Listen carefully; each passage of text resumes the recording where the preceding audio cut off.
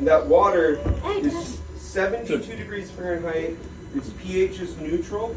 It has a high amount of dissolved calcium carbonate, and it is perfectly palatable to drink.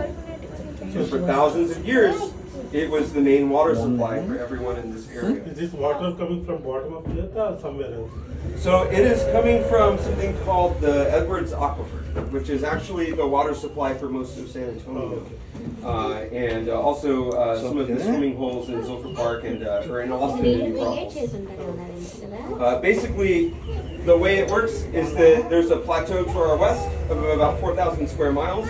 The water in creeks and rivers that flows over that plateau, some of it is stolen into the ground and comes back out here.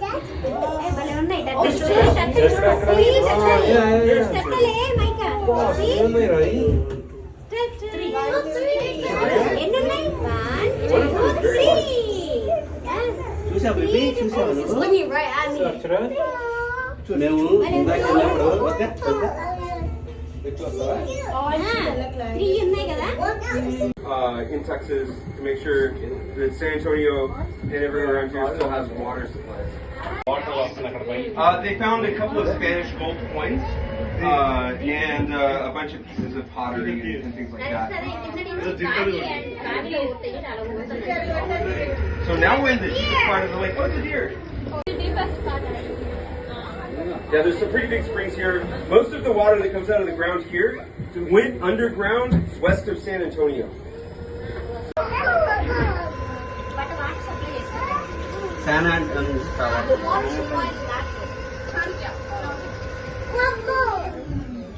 That's how sad. So this is a diving bird here behind me. When have people first discovered this place? So the first people arrived here around the end of the last ice age, which would have been 11 and a half to 12. So what it's doing this time of year is trying to find a good place to nest. So they lay their eggs on rocks. Is there any They send a biologist down there, and they turn over the rocks and count all the salamanders within their arm's breadth. But they're all down there. I've never seen one. If you see a salamander down there, and I see it too, and you're the first one, I'll give you $1. I've never seen one down there. Yeah, I'll give you $1 if you can see a salamander. I've never seen one before.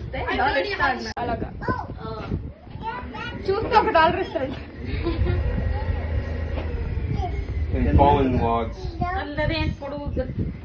It's a string.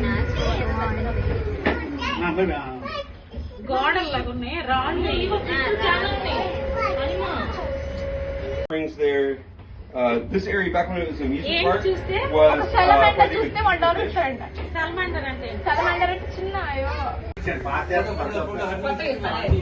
There's a ton of fish right a ton of fish. Yeah. So what you're looking at here are mostly sunfish. Most of the people around here call them perch. That's just a common name for fish. But they eat little bugs, and they also eat each other's eggs. Other salamanders living just here are the things that the biologists are studying. The other thing they're looking at is we are in a drought, so there's actually less water coming out of the ground right now, and that's changing the dissolved oxygen and temperature of the water a little bit. So they're monitoring their populations. And the way they do that is up here in a minute, you'll see like a string on the bottom of the lake, and that's where they do their standardized counts. The buoys over here, all the balls and stuff in the water are to stop me from driving in that area. There are you cannot replace it if you want to. Fish, turtles, and hopefully some other wildlife too. Just please keep a good grip on all your items. Please don't drop anything off the side of the boat. We can't get it back. If it goes down there, it'll be lost forever. And if you can avoid dropping anything on the glass, you may have noticed the number on the front of the boat, 1863.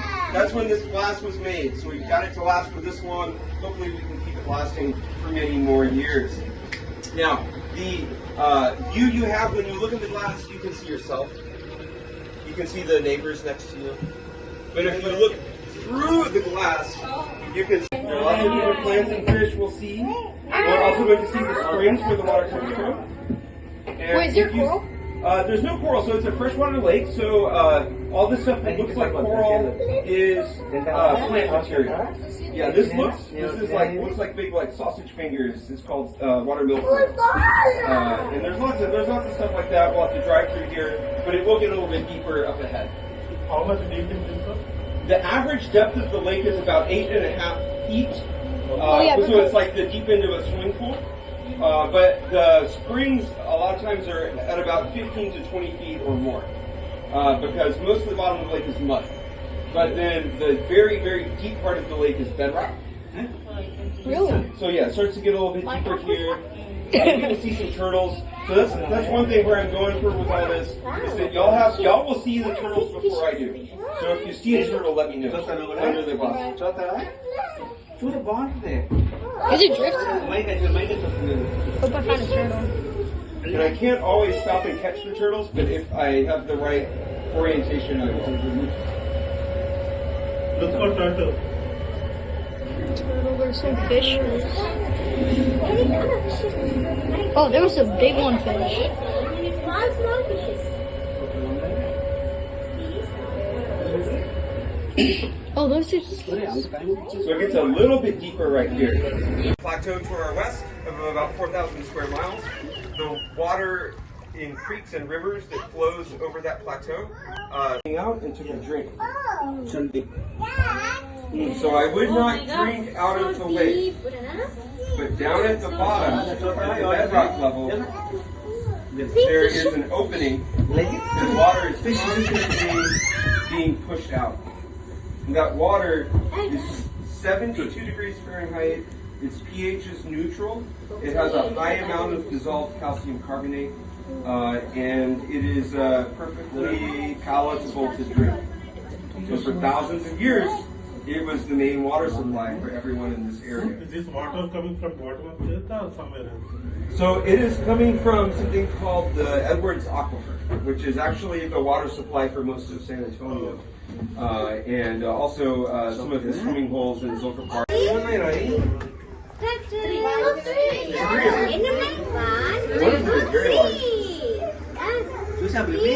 It's looking right at me.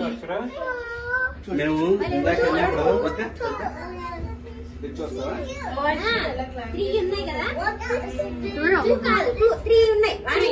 ఇందా మేము వెళ్ళాం కదండి softwares click పైన ఒకదాన్ని ఒకటి ఉదాహరణ 12-15 ఉన్నాయి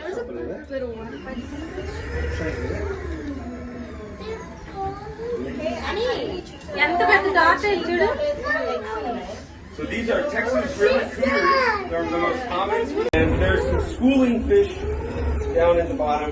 And there's this bright neon green plant called kabamba that grows prolifically here around a spring. Oh, it's so hard to see.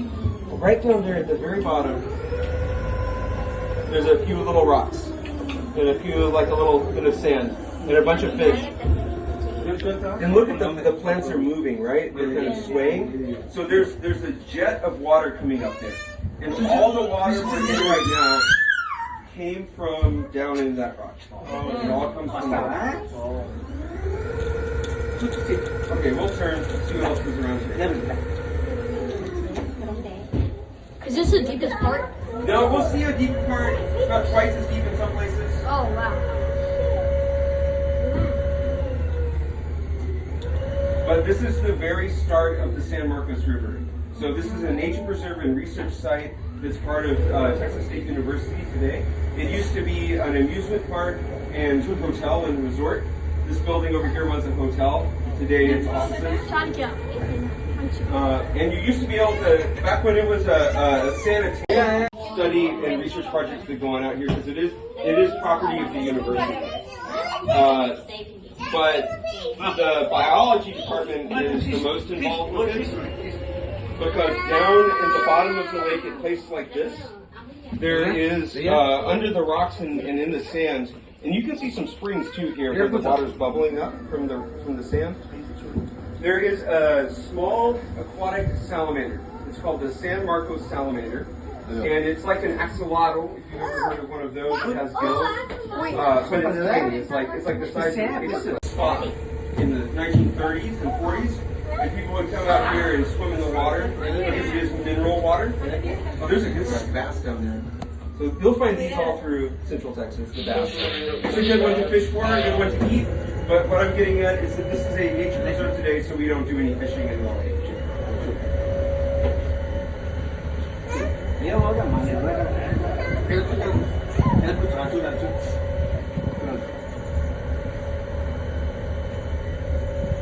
Christmas party.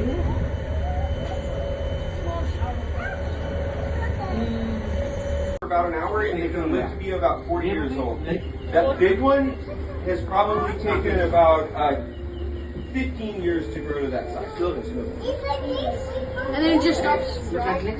What's that? And then it just stops growing. Yeah, their growth rate. Actually, turtles never stop growing entirely, but their growth rate decreases exponentially to where they grow less and less. That's it.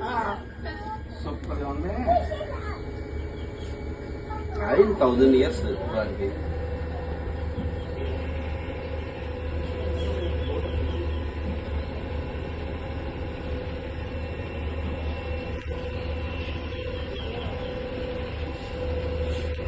Okay, so we got to cruise around the boat dock. This is where we started the tour.